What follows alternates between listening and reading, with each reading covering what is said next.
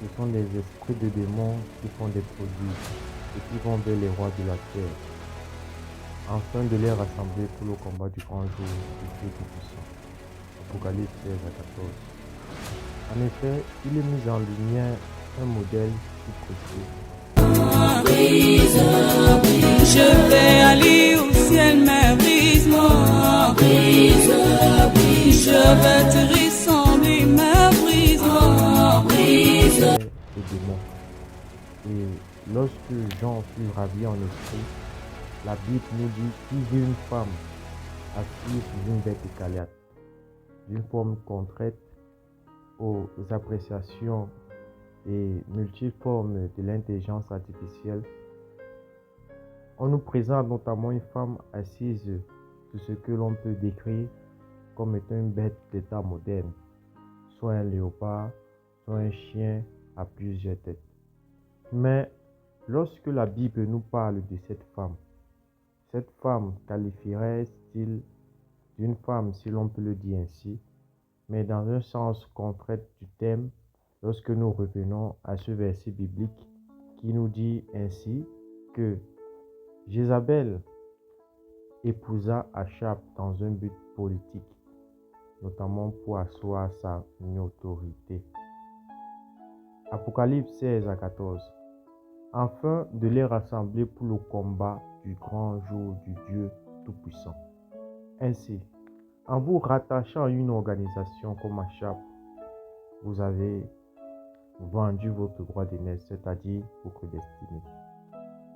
Le prophète William Branham parle notamment de cette bête écarlate qui va séjourner au sein de l'église de l'Assemblée de la Odyssée.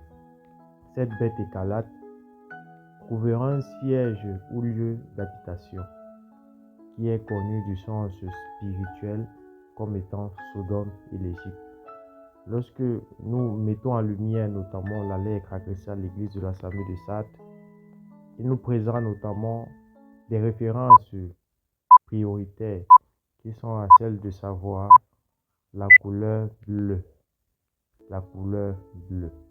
Il nous dit ainsi que cette femme qui est une bête écarlate, lorsque nous représentons ça de manière géographique, nous voyons que cette femme quittera au fur et à mesure du temps la doctrine de Balak, deviendra plus tard le nicolaïsme. Le nicolaïsme se transformera plus tard à ce que la Bible a appelé la doctrine de Jézabel. Il nous dit ceci: et la femme que tu as vue, c'est la grande ville qui a la royauté sur les rois de la terre. Mais quelle est donc cette grande ville qui à elle seule porte toute la royauté des rois de la terre? Dans le chapitre 5 du livre du prophète Jachari, il est mis notamment devant de la scène cette femme, identifiée comme étant un cigale qui porte à elle seule les fards d'iniquité des enfants d'Israël.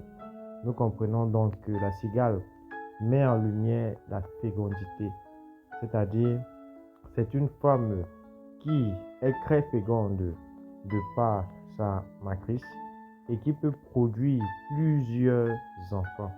Mais quelle est donc l'issue promise de ces enfants? La Bible nous dit, car ce sont des esprits de démons qui font des prodiges et qui vont vers les rois de toute la terre, afin de les rassembler pour le combat du grand jour du Dieu Tout-Puissant. Apocalypse 16, verset 17. Sachant cela, la Bible nous dit ceci: cependant tu as Sardes. Ici nous sommes revenus au sein de l'église de l'Assemblée de Sardes, qui nous dit ceci: cependant tu as Sardes quelques hommes qui n'ont pas sur les vêtements, ils marcheront en vêtements blancs parce qu'ils en sont dignes.